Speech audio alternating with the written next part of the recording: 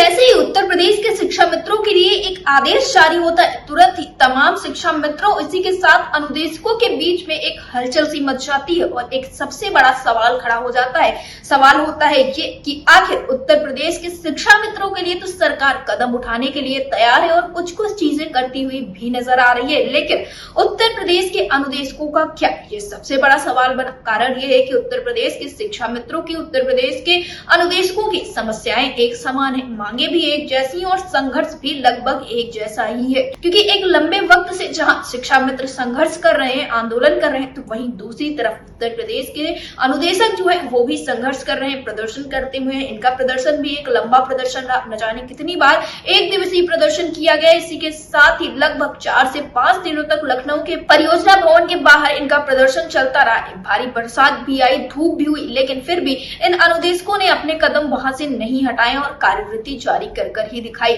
लेकिन इसके बाद भी इन अनुदेशकों को लेकर सरकार की तरफ से कोई उचित शासनादेश जारी नहीं हुआ, जिस वजह से अब इन शिक्षा मित्रों के साथ साथ अनुदेशकों में भी काफी ज्यादा नाराजगी देखने को मिल रही है और एक सवाल खड़ा हो रहा है कि आखिर सरकार अनुदेशकों की समस्याओं का हल क्यों नहीं कर रही। और यहाँ पर एक सबसे जो खास बिंदु है वो ये है कि उत्तर प्रदेश में शिक्षा मित्रों की संख्या जहाँ लगभग 1.5 लाख के करीब है, तो वहीं दूसरी तरफ अनुदेशकों की जो संख्या है लगभग 27,000 ही है। इनकी कम संख्या भी है, इनकी मांगे भी बिल्कुल जायज है, तो सरकार आखिर इनकी समस्याओं का हल क्यों नहीं कर रही है, ये सबसे बड़ा सवाल खड़ा होता है। फिलहाल आपको बता दें कि कल ही एक आदेश जारी होता है शिक्षा मित्रों के लिए, जिसमें ये कहा जाता है कि अब शिक्षा मित्र मूल विद्यालय वापसी ले सकेंगे। लेकिन उन अनुदेशकों का क्या जो अपने घरों से दूर हैं और लगातार मेहनत कर रहे हैं, वो भी अल्प मानदेय में पठन पाठन का कार्य करवा रहे हैं, क्या सरकार उनके लिए कोई कदम नहीं उठाएगी? ये सारे सवाल अब बार बार अनुदेशकों के जहन में आते हुए नजर आ रहे हैं। दूसरी तरफ अगर हम बात करें संगठन की, तो संगठन की तरफ से तो अथक प्रयास किए ही जा रहे हैं। बार बार विक्रम सिंह राजधानी लखनऊ पहुंचते हैं, बेसिक शिक्षा निदेशालय जाते हैं, विधानसभा जाते हैं, तमाम अधिकारियों से, मंत्रियों से मुलाकात करते हैं, लेकिन अभी तक जो चीजें देखने को मिली है उसमें कुछ सकारात्मकता देखने को नहीं मिल रही। हाँ, ये जो अधिकारी होते हैं, मंत्री होते हैं, ये तो जरूर कहते हुए नजर आते हैं कि आपकी समस्याओं का हल होने वाला है, आप लोग बिल्कुल सकारात्मक रहिए। सरकार इन सारी चीजों को काफी गंभीरता से ले रही है, लेकिन जब तक कोई चीज धरातल पर लागू नहीं होती है तब तक उसे कैसे माना जाए, ये सबसे बड़ी बात मानी जाती है।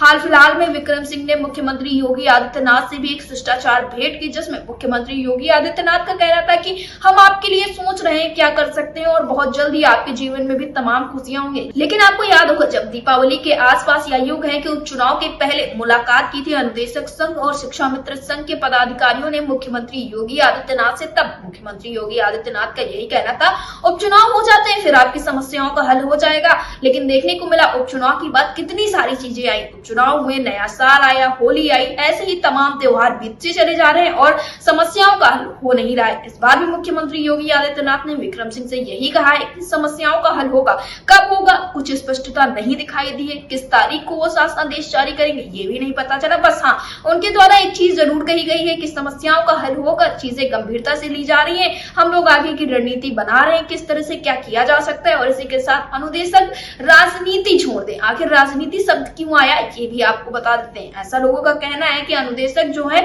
वो विपक्ष के कहने पर इस तरह से आंदोलन करते हैं, लेकिन जब इनकी समस्याएं हल नहीं होंगी तो अनुदेशक और शिक्षा मित्र तो प्रदर्शन करने के लिए मजबूर होंगे ही होंगे। क्योंकि जैसा अभी देखने को मिल रहा है कि राजधानी लखनऊ के इको गार्डन में शिक्षा मित्र पिछली 27 मई से लगातार प्रदर्शन करते हुए आए, लेकिन अभी तक सरकार ने इनकी मांगों को नहीं सुना है। आज इनकी भूख हड़ताल भी चल रही है और यही इनके द्वारा सोचा गया है कि शायद इनके भोजन त्यागने को सुनकर सरकार इनके पास आए, इनकी मांगों को पूरा करे, या फिर मुख्यमंत्री योगी आदित्यनाथ संगठन के पदाधिकारियों को बुलाकर कुछ वार्ता करें। अब देखना ये होगा कि दिन ढलने के साथ साथ ही सरकार इस चीज पर क्या कदम उठाती है। लेकिन यहाँ पर अनुदेशकों के सवाल अब भी बने हुए हैं, जब समस्याएं शिक्षा मित्रों जैसी है तो हल क्यों नहीं हो रहा है, शिक्षा मित्रों के लिए सरकार जब कदम उठाने को तैयार है तो अनुदेशकों के लिए क्यों नहीं, ये सबसे बड़ा सवाल बना हुआ है। फिलहाल आपको क्या लगता है कि जिस तरह से सरकार आश्वासन दे रही है इस हिसाब से शिक्षा मित्रों और अनुदेशकों की समस्याएं हल होंगी, या फिर इस मामले को 2027 तक खींचा जाएगा? हमें कमेंट बॉक्स में जरूर बताएं।